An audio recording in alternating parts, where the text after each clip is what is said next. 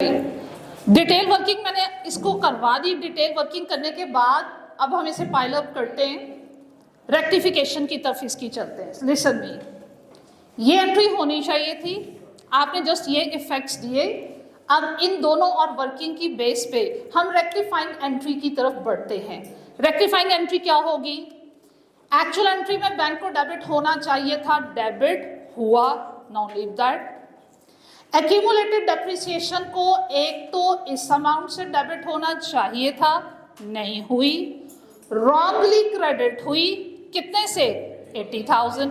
अब accumulated depreciation को कितने से डेबिट करोगे? जितनी अमाउंट से होना चाहिए वो भी, और रॉन्ग क्रेडिट का इफेक्ट कैंसिल करने के लिए इस अमाउंट से भी आप अपनी एक्यूमुलेटेड डेप्रिसिएशन को क्या करोगे? डेबिट। अब एक्यूमुलेटेड डेप्रिसिएशन अकाउंट कितने से डेबिट होगा? 151280 प्लस कितना? 80,000। टेल मी कितना बनता है? 231280। ओके भाई, फिर देखो लॉस को डेबिट होना चाहिए, क्या डेबिट हुआ? नहीं, तो हम रेक्टिफाइंग एंट्री में डेबिट करेंगे लॉस ऑन डिस्पोजल। कितने से भाई? 38720। नॉन करंट एसेट को क्रेडिट होना चाहिए था, क्या क्रेडिट हुआ? नहीं, तो रेक्टिफाइंग एंट्री में हम क्या करेंगे? नॉन करंट एसेट अकाउंट को क्रेडिट करेंगे, कितने से? 2,70,000 से। अब आप अपने डेबिट और क्रेडिट साइड के इफेक्ट को चेक कीजिए। ये आपके IAS 16 उस चैप्टर में सबसे मेजर जो प्रॉब्लम होता है वो यही होता है, ठीक है बेटे। सस्पेंस अकाउंट तभी इन्वॉल्व होता है अगर आपकी रेक्टिफाइंग एंट्री में डेबिट क्रेडिट इक्वल नहीं होता। दैट्स व्हाई आई सेड कि आप बेटा अपना डेबिट क्रेडिट की अमाउंट चेक कर लीजिए, चेक कीजिए क्या डेबिट क्रेडिट इक्वल है। अगर इक्वल है, सारी एरर्स भी रेक्टिफाई हो गए हैं और इक्वल है, it means there is no need of suspense account, ठीक है। अब मैं इसको एरर को दोबारा से रिपीट कर रही हूँ विद यू, सुनिएगा। पॉज आ गया था तो इसलिए देखो मैं रिपीट कर रही हूँ।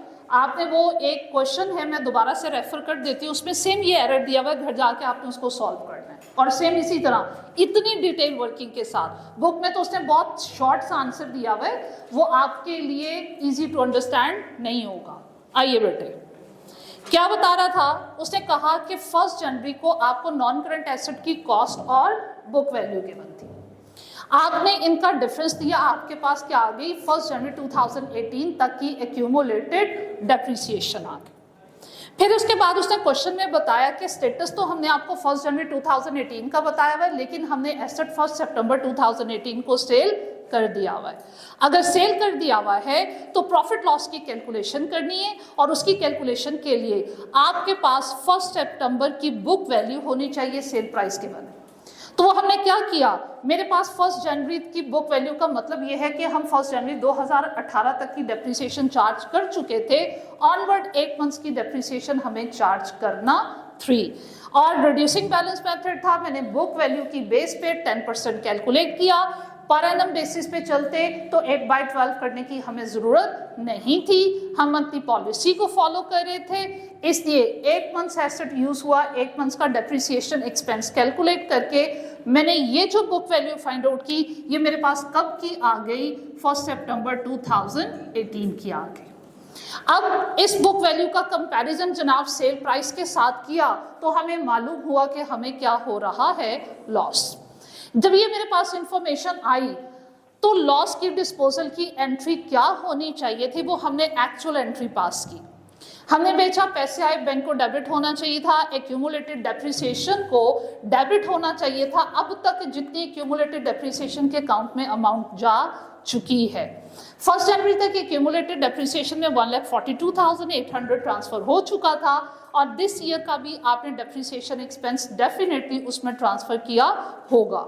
तो आपके एक्यूमुलेटेड डेप्रिसिएशन अकाउंट को इतने से डेबिट होना चाहिए था। लॉस है इसलिए वो भी डेबिट, और नॉन करंट एसेट आपके पास से जा रहा है, उसे कॉस्ट प्राइस से क्या होना चाहिए था? क्रेडिट। बट रॉन्गली हमने क्या किया? जो सेल प्रोसीड थी, जितने में एसेट बेचा 80,000, आपने उसे एक्यूमुलेटेड डेप्रिसिएशन अकाउंट में क्रेडिट कर दिया, मतलब उसे रॉन्गली एक्यूमुलेटेड डेप्रिसिएशन अकाउंट में ऐड कर दिया।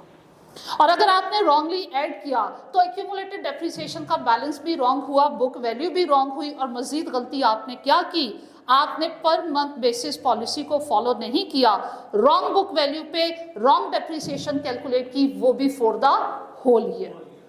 तो हमने वो रॉन्ग डेप्रिसिएशन भी कैलकुलेट कर ली, क्योंकि बिकॉज ऑफ दिस एरर आपका डेप्रिसिएशन का एक्सपेंस भी रॉन्ग था।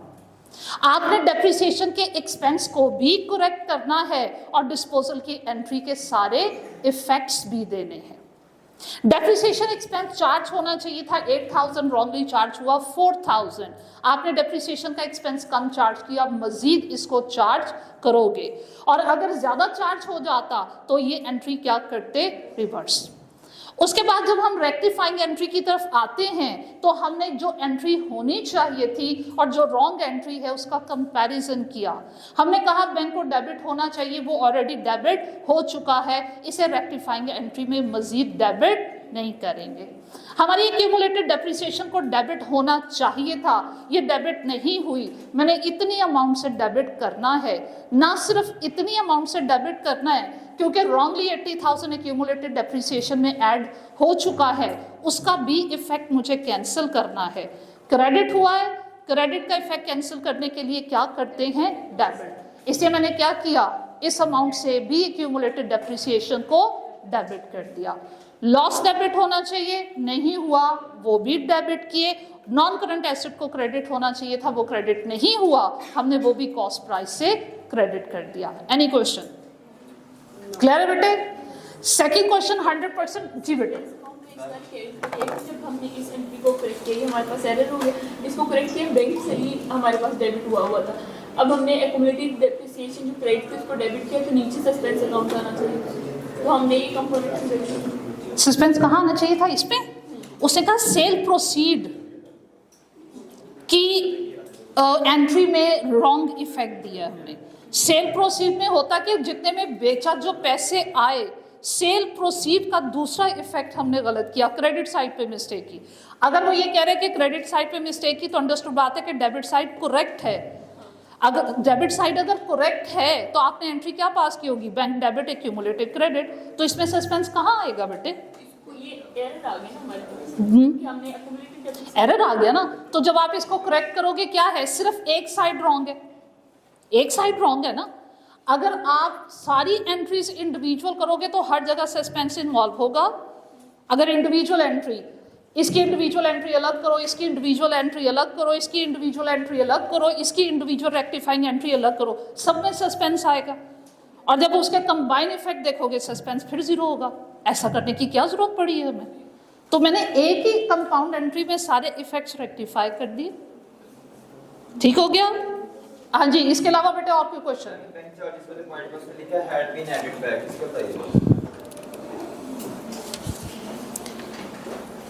हाँ जी, इसमें क्या होता है, bank charges 3100 correctly debited by bank.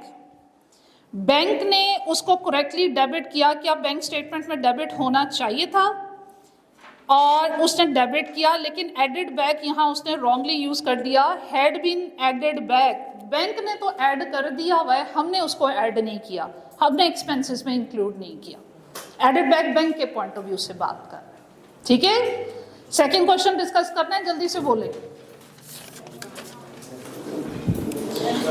ये सेम बेटे बुक से क्वेश्चन था ऑलमोस्ट, इसमें सस्पेंस अकाउंट जस्ट आपको बनाना था। Is it need to discuss? Okay जी, any problem from interpretation of final accounts? उसमें कोई इशू? जब इंटरप्रिटेशन करते हैं किसी भी रेशो को, तो हर रेशो के नीचे अलग अलग होते हैं, ये कट के क्लास में बेटे क्या डिस्कस हुआ था कि इंटरप्रिटेशन आपने कैसे करनी है। अगर क्वेश्चन आता है, एक पेज पे सारी रेशोस कैलकुलेट कर दो, नेक्स्ट पेज पे इंटरप्रिटेशन पैराग्राफ की फॉर्म में कर लो, एक पैराग्राफ में एक रेशो की इंटरप्रिटेशन कर दो। और उसमें हम अगर आप ऐसे चाहते हो कि रेशो कैलकुलेट की, साथ ही नीचे इंटरप्रिटेशन, एग्जामिनर ये भी आपका सिलेक्ट करेगा, ओके करेगा, लेकिन ज्यादा बेहतर अप्रोच क्या है, दो पार्ट्स हैं अगर आपके क्वेश्चन की रिक्वायरमेंट के। ए पार्ट में उसने कहा रेशोस कैलकुलेट करो, बी पार्ट में उसने कहा इंटरप्रिटेशन करो।